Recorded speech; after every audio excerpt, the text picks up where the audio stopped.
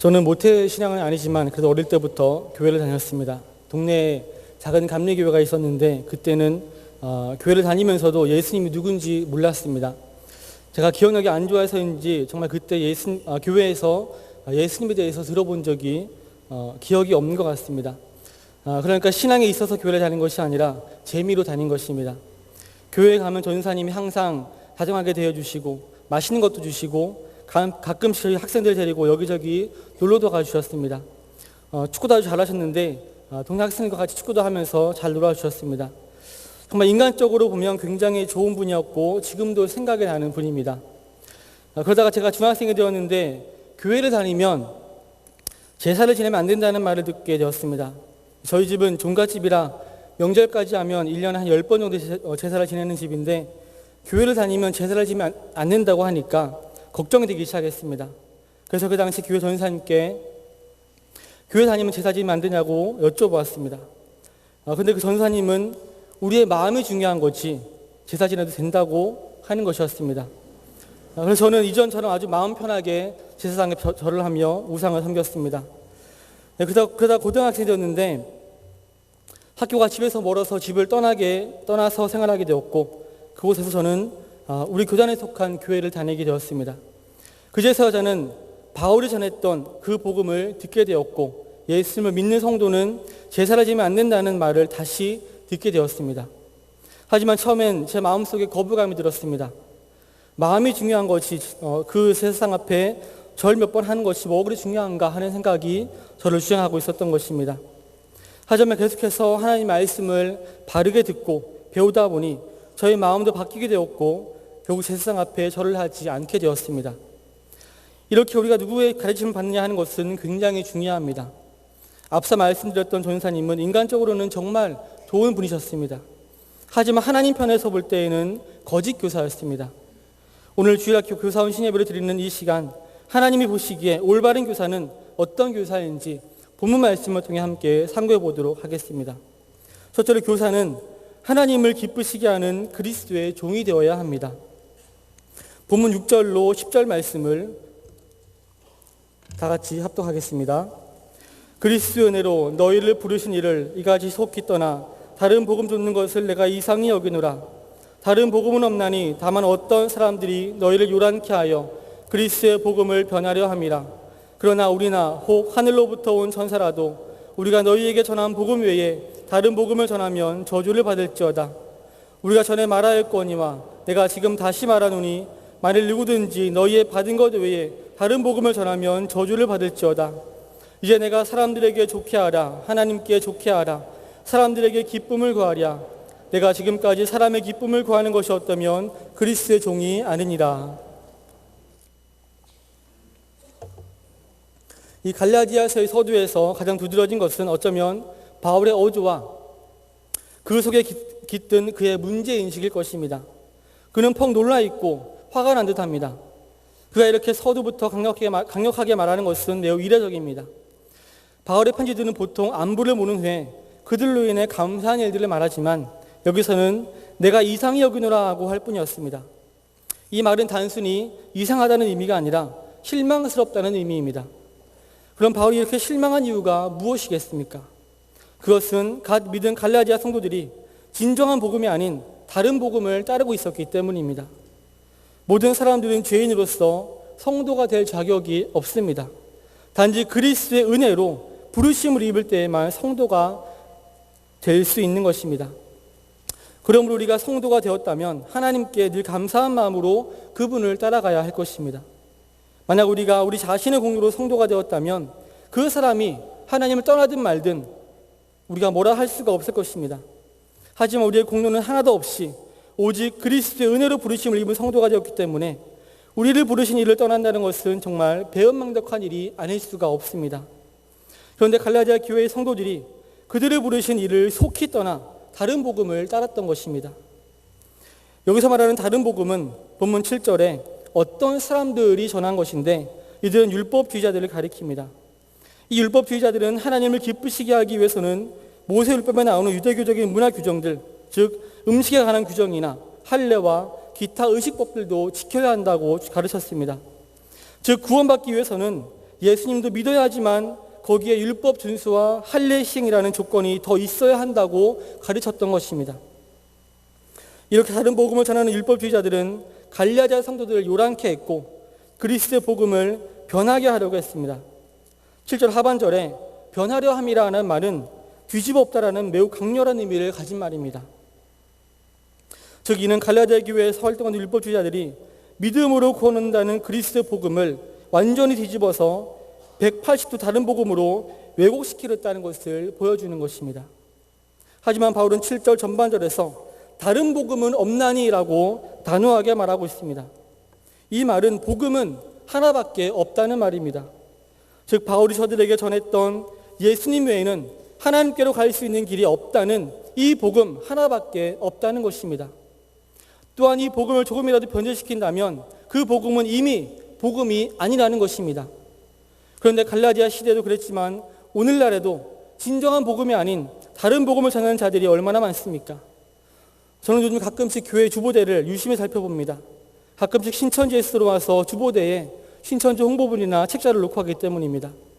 신천지뿐만이 아니라 많은 이단들이 다른 복음을 전하며 사람들을 미혹하고 있습니다. 또한 WCC와 그것을 따르는 많은 교회들이 다른 종교에도 구원이 있다는 종교다원주의를 외치며 다른 복음을 전하고 있습니다.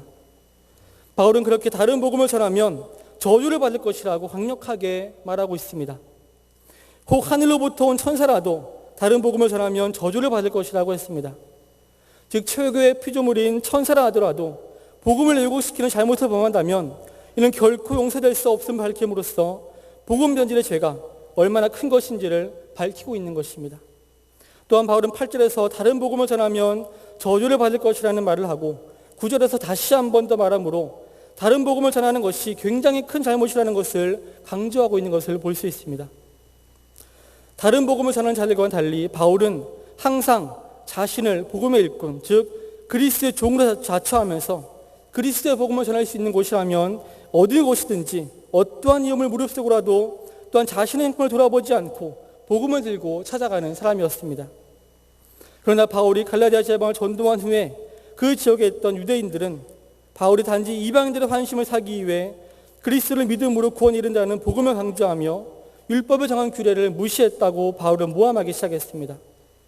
따라서 유대인들이 이러한 주장을 모를 리 없었던 바울은 그들에게 복음에 대한 자신의 입장을 밝히기 위해서 이제 내가 사람들에게 좋게 하랴, 하나님께 좋게 하랴, 사람들에게 기쁨을 구하랴, 내가 지금까지 사람의 기쁨을 구하는 것이었다면 그리스도의 종이 아니니라고 했습니다. 즉 자신이 사람들에게 어떤 이익을 구하기 위해 복음을 전하는 것이 아니라 하나님의 뜻을 따라 하나님을 기쁘시게 하기 위해 복음을 증거하고 있다는 사실을 분명하게 주장하고 있는 것입니다. 바울은 복음을 전하고 가르칠 때에 사람들의 비위를 맞추려 가지 않았습니다.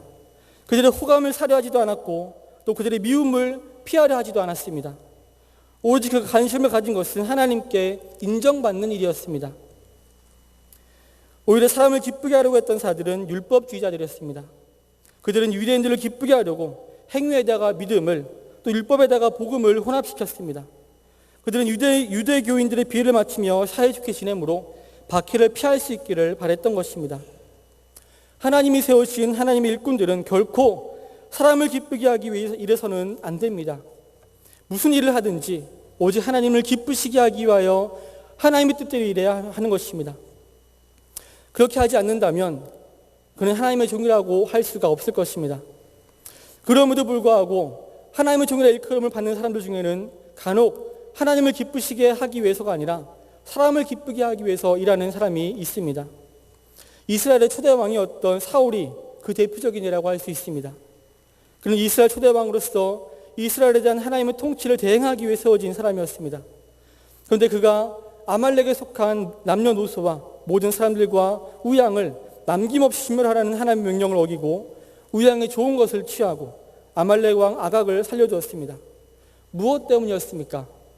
바로 사람을 두려워하여 사람을 기쁘게 하기 위함이었습니다.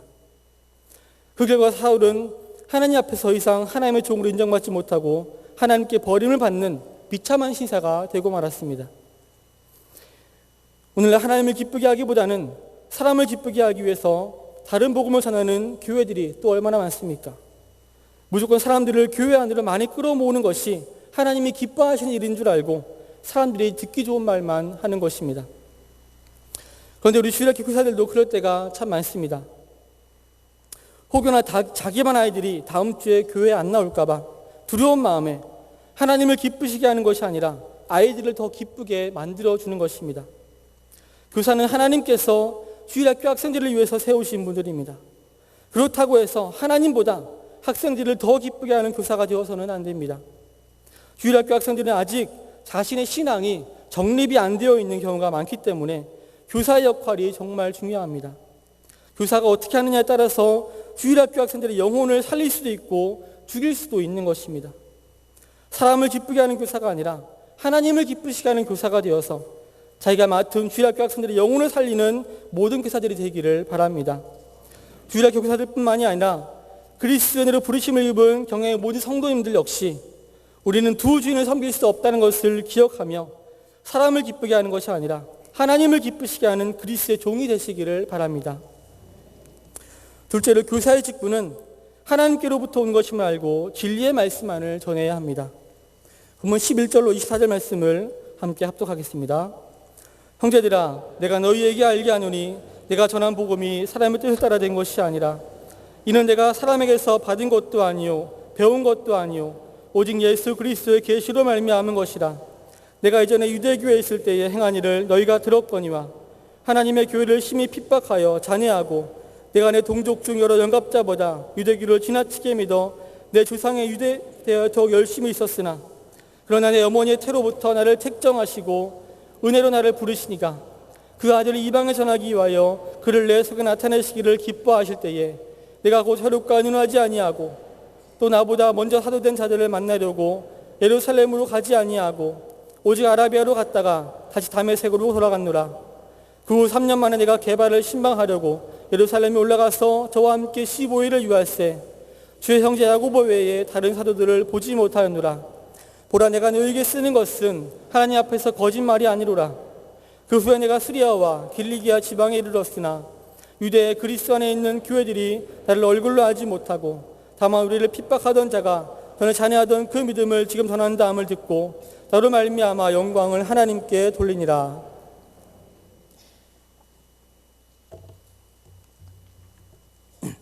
이제 바울은 갈라디아 교회 성도들에게 자신이 전한 복음이 사람의 뜻을 따라 된 것도 아니고 자신이 사람에게서 받은 것도 아니고 배운 것도 아니라 오직 예수 그리스도의 계시로 말미암은 것이라고 말하고 있습니다.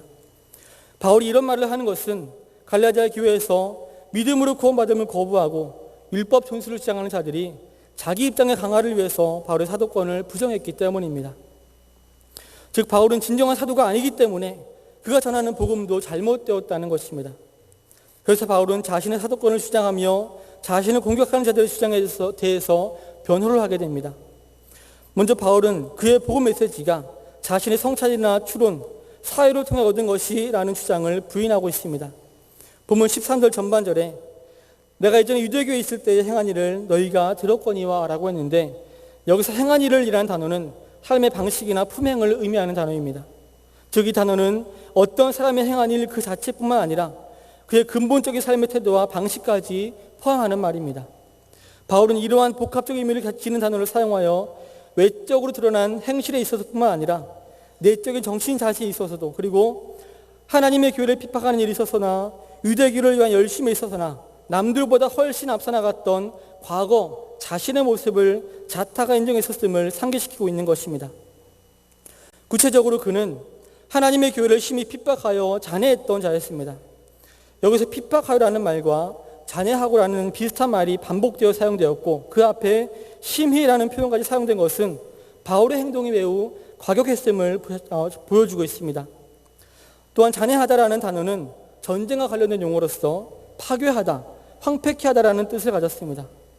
과거 바울은 마치 전쟁터에서 적군을 죽이며 상대의 진영을 황폐하게 만드는 것과 같이 전쟁에서의 적을 대하는 심정으로 그리스도인들과 교회를 파괴하는 일에 앞장섰던 것입니다. 또한 14절에서는 그가 회심하기 전에는 그 누구보다도 유대교에 대한 열심이 가득 찬 광신자였다고 고백하고 있습니다. 그랬던 바울에게서 점진적인 고려나 토론, 개선의 과정 같은 것은 없었습니다. 바울이 전하는 복음의 메시지가 스스로의 사유에서 비롯된 것일 수 없다는 것입니다. 둘째로 바울은 자신이 전하는 메시지가 다른 사람들이나 예루살렘 교회의 지도자들로부터 배운 것이라는 주장을 일축하고 있습니다. 바울이 예수님을 만나고 그분의 부르심을 받았을 때에 바울은 혈육과 의논하지 않았습니다. 교회와 성도를 핍박하던 바울이 예수님을 만나고 변화된 것은 정말 기적적인 일이었습니다. 누구라도 이런 기적적인 변화를 체험했다면 다른 사람들에게 이야기를 하고 의논을 했을 것입니다. 그러나 바울은 그렇게 하지 않았습니다. 여기서 16절의 혈육이라는 표현은 원래 살과 피로라는 단어인데, 피를 나는 가족을 의미하는 말이지만 여기서는 가족을 지칭한다기보다는 피조된 연약한 인간을 가리키는 말입니다.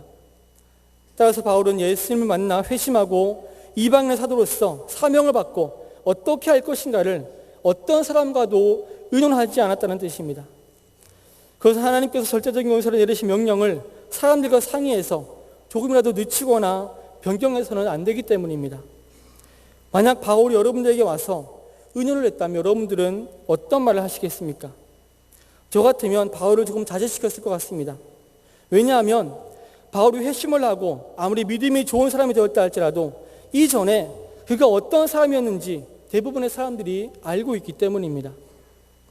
바울은 사도라고 하는 특수한 신분으로 그의 삶을 살아가야 함에 있어서 사람의 영향력이 개입돼서는 안 되기 때문에 혈육과 의논하지 않은 것입니다. 결국 그러한 결단을 통하여 위로부터 계시받은 복음이 조금 더 변질되지 않고 완벽하게 보존될 수 있었던 것입니다. 또한 바울은 먼저 사도된 자들을 만나려고 예루살렘으로 가지 않았습니다. 다메섹 상에서 그의 생을 전환시키고도 남을 엄청난 체험을 한 바울은 자신의 인생의 궤도를 수정하기에 앞서서 자신의 평소에 의지했던 사람이나 자신보다 앞서 사도된 자들에게 어떠한 정보나 교훈 혹은 확증이나 승인을 얻기 위하여 충분히 그들을 만날 수도 있었습니다. 하지만 그는 그렇게 하지 않았습니다. 이는 그의 사도됨에 어떠한 인간적 개입이나 의존도 없었음을 강력하게 반증하는 것입니다. 대신 바울은 아라비아로 갔습니다. 여기서 말하는 아라비아가 정확히 어디인지는 알 수 없지만 우리는 그가 제일 먼저 인간적인 의존이나 개입을 배제한 채 하나님과의 개인적인 교제를 나누기 위해서 그곳에 갔을 것임을 충분히 짐작할 수 있습니다. 그러므로 바울의 사도됨은 사람이 위한 것이 아니라는 것과 그가 전하는 복음의 메시지도 사람들에게서 배운 것이 아니라는 것을 알 수 있습니다. 이렇게 바울이 전하는 복음이 사람들에게서 배운 것도 아님에도 불구하고 유대의 교회들은 바울이 전하는 복음을 듣고 하나님께 영광을 돌렸습니다. 바울이 전했던 그 복음이 자신들의 복음과 같은 것이었기 때문입니다. 바울은 이렇게 자신의 사도됨을 증명하고 자신 전하는 복음이 예루살렘의 복음과 다를 것이 없는 건전한 복음이라는 것을 갈라디아 교회 성도들에게 증명해 보이고 있습니다. 바울이 이렇게 건전한 복음, 진리의 말씀만을 전하는 것은 하나님께서 그를 이방인을 위한 사도로 부르셨기 때문입니다. 그 부르심에 대해서 바울은 먼저 15절에서 내 어머니의 태로부터 나를 택정하셨다고 했습니다. 마찬가지로 하나님께서는 주일학교 교사들과 여기 계신 모든 성도님들을 그 어머니의 태로부터 택정하셨습니다. 그리고 은혜로 바울을 부르셨고 여러분들을 부르셨습니다. 바울은 다메섹 도상에서 예수님의 부르심을 받았습니다. 그리스도인을 잡으러 가는 길에 예수님께서 그를 찾아오신 것입니다. 우리도 마찬가지로 여전히 죄악된 길을 달려가고 있을 때에 예수님께서 우리를 찾아오셔서 부르셨습니다. 우리는 예수님의 부르심을 받기에는 한없이 부족하고 자격이 없는 사람들입니다. 그래서 예수님께서 여러분을 부르신 것이 은혜로 되었다는 것입니다. 이렇게 하나님께서 은혜로 바울을 부르신 목적은 그 아들을 이방에 전하기 위함이었습니다. 또한 우리 주일학교 교사들을 부르신 목적은 그 아들 곧 예수 그리스도를 주일학교 학생들에게 전하고 그들을 바른 신앙인으로 양육하기 위함입니다. 하나님의 일을 하는 사람들은 자신이 하는 일의 근본적인 근거를 하나님께 두어야 합니다. 물론 방편적으로 사람을 통해 하나님께서 인간에게 소명을 주시기도 하지만 원천적인 소명 수여자는 바로 하나님인 것입니다. 따라서 오늘 특별히 헌신하시는 모든 주일학교 교사들은 하나님께서 소명을 주셨다는 것을 기억하시기를 바랍니다. 그리고 자신이 맡은 학생들에게 다른 것을 가르치는 것이 아니라 진리의 말씀만을 가르침으로 하나님께서 주신 사명을 잘 감당하시기를 바랍니다. 당장 학생들이 따분해하고 싫어하는 것 같아도 결국에는 진리의 말씀을 가르치는 선생님들로 말미암아 가르침을 받는 학생들이 하나님께 영광을 돌리게 될 것입니다. 성도 여러분, 그리고 오늘 특별히 헌신하시는 주일학교 교사 여러분, 우리는 다 죽을 수밖에 없는 죄인들이지만 그리스도의 은혜로 부르심을 받아 성도가 되었고 또 각자의 직분을 받게 되었습니다. 하나님께서 여러분에게 주신 직분을 감당하실 때에 열심히 하는 것도 중요하지만 잘해야 하는 것도 중요합니다. 제가 국민학교 2학년 때 학교에서 애국가 쓰기 대회가 있었습니다. 저희 반 담임 선생님은 연세가 조금 지긋하신 분이었는데 칠판에 애국가를 1절부터 4절까지 적어주시고 받아 적어서 외우라고 하셨습니다. 우리는 그 애국가를 받아 적고 열심히 외워서 대회를 했는데 저희 반은 아무도 상을 받지 못했습니다. 왜냐하면 선생님이 애국가를 잘못 가르쳐 주셨기 때문입니다. 그 선생님은 나중에 시침을 떼시면서 내가 언제 그렇게 가르쳐줬냐며 하시면서 책임을 회피하셨습니다. 오늘 헌신하시는 주일학교 교사들도 공과 시간에 학생들에게 말씀을 가르쳐 주실 것입니다. 공과를 준비하실 때에 열심히 준비하시기를 바랍니다.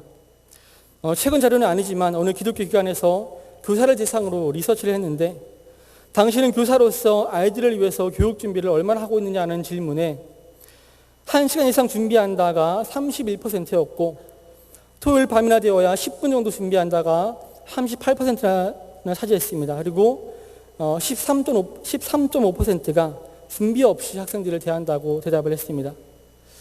우리 교회 주일학교 교사분들은 공과 준비를 얼마나 하고 계십니까?